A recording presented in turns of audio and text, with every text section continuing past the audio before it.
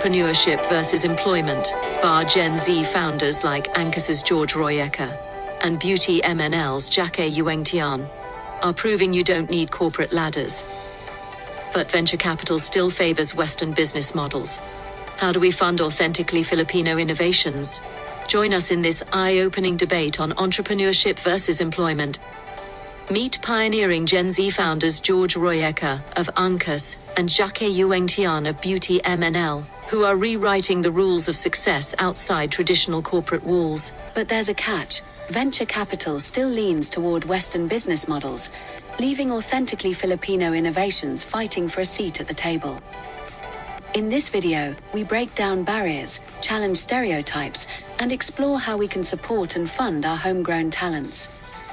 Let's dive into the future of entrepreneurship in the Philippines. Imagine climbing a steady staircase at a big company, paycheck after paycheck, until you hit the top. Now picture ditching that for a wild ride on a bike through Manila traffic, building a business from scratch. That's the choice facing many in Gen Z. Young founders like George Royeca of Angkas and Jacqe Yuengtian of beauty MNL show it's possible to skip the office grind and create real change in Southeast Asia. Yet, big money from venture capital often goes to Western-style ideas, leaving local dreamers to fight harder. This piece looks at entrepreneurship versus employment for this generation. It weighs the risks, rewards, and roadblocks, using these stories as guides to help you decide your path.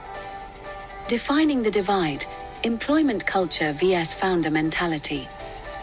Gen Z grew up with apps that changed everything overnight. They crave work that matters, not just a desk job. Employment offers a safe bet, but starting a business demands grit and bold moves. Both paths shape your future, yet they pull in different directions. The allure of the corporate ladder: stability and structured growth. A steady job gives you a clear map. You get a salary you can count on each month, plus health insurance and paid time off. Promotions come with years of service, letting you build skills step by step. Many in Gen Z want more than that. They hate red tape that slows ideas down. Still, corporate roles teach teamwork and deadlines, which feel secure in tough times.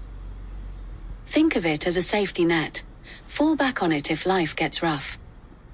Data shows 70% of young workers value work-life balance over big risks. But if you dream of leading change, this path might feel like a cage.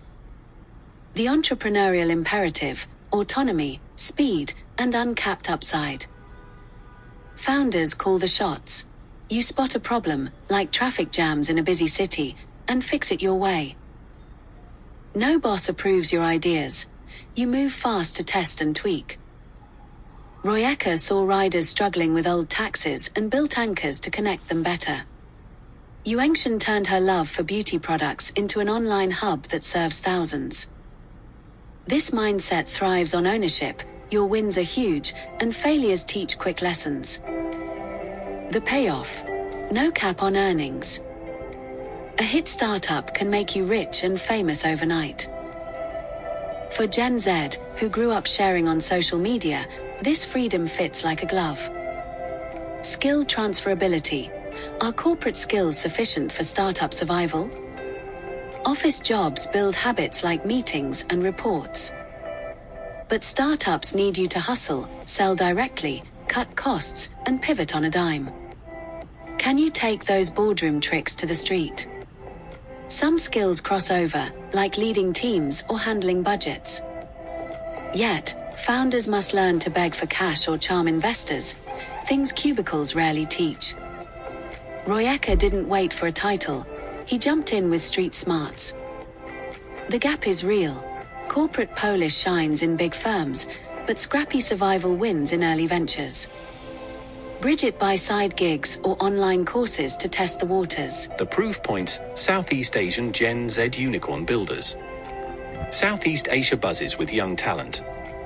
These founders prove you can build empires without a fancy degree or office suit. Their stories cut through the noise, showing real paths to success. George Royeca and Angkas, disrupting traditional transportation ecosystems. George Royeca started Angkas in 2016 to ease Manila's gridlock. Riders book motorcycle taxis via an app, skipping long waits for cars. It grew fast, hitting millions of rides despite tough rules from the government. Unlike a corporate gig, Royeca faced bans and fines head-on. He rallied users and partners to push back.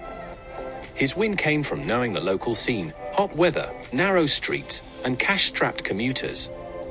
Today, Angkas partners with banks and expands to food delivery. Royeca's tale shows deep roots beat foreign blueprints. No ladder needed, just bold action in your backyard. Jacqe Yuengtian and Beauty MNL, mastering e-commerce and community building. Jacqe Yuengtian launched Beauty MNL in 2017 as a simple blog. It evolved into a top site for Filipino beauty tips and sales. She spotted a gap. Locals wanted products tailored to their skin and style, not imports.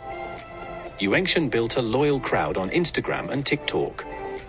Early marketing meant free samples and honest reviews, turning fans into buyers. Sales hit millions without massive ads. Her approach shines in how Gen Z connects online. Community trust drives growth, far from stiff corporate sales teams. Beauty MNL now stocks hundreds of brands, proving niche markets pay off big. Beyond the headlines, the hidden costs of hyper-growth entrepreneurship. Success stories hide the grind. Founders like Royeca and Yuengtian work 80-hour weeks, skipping family time.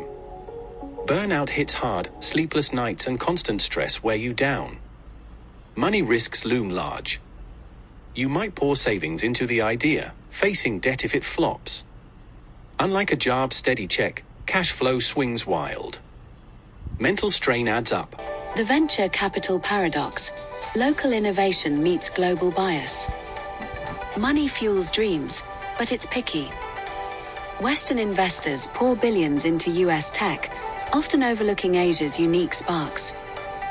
This bias tilts the field against homegrown ideas. The Western valuation benchmark. Why global funds favor familiar models. This setup undervalues ideas like Angkas, which fix real pains but don't mimic Uber exactly. Founders must prove their model fits the global mold or hunt elsewhere. Burn your stripes mentality in local funding ecosystems. Even Asian investors copy the West. They favor founders with big tech stints or Ivy League ties. True newcomers, full of fresh views, often get passed over. This stripes rule hurts disruptors. Royeca had no corporate badge, yet he proved his worth through results. Local funds now warm to bootstrapped wins, but the bar stays high. Bias lingers because investors fear unknowns. It pushes young founders to fake credentials or delay launches until they qualify. Navigating the funding gap, bootstrapping and alternative capital strategies. Skip the VC chase with smart moves. Bootstrap by selling early to cover costs. Yuengtian did this with small online orders. Keep profits high to grow without outside cash. Seek angels who know your turf, like local business owners. They offer smaller sums but real advice. Revenue-based loans let you pay back from sales, not equity. Crowdfunding platforms work too. Platforms like Kickstarter help test ideas cheap. Mix these to bridge gaps, owning more of your success.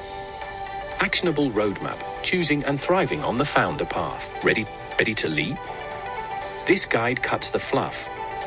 It maps steps for Gen Z eyeing startups over jobs. Where you're fit, then act. Pre-launch checklist, de-risking the entrepreneurial leap.